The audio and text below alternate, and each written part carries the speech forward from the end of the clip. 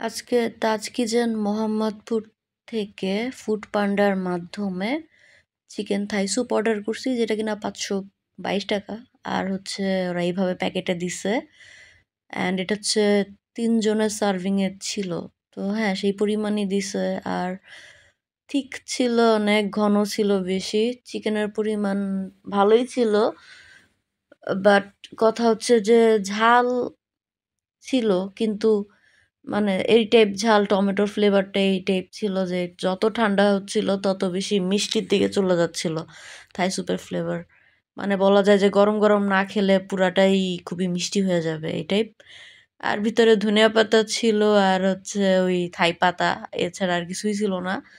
And average লাগছে actually. তারপরে মনে হয়েছে যে রেস্টুরেন্টের তুলনায় আমার স্যুপটা লিটারেলি এভারেজ লাগছে। অনেক থিক ছিল, আর যত ঠান্ডা হয়ে গেছে তত বেশি ঘন হয়েছে। বাট সো আর কি, চলে, মোটামুটি এই টাইপ আর কি। স্পেশাল কিছু মনে হয় নাই, খাওয়া যায়। বাট সুইটের পরিমাণ বেশি আর কি।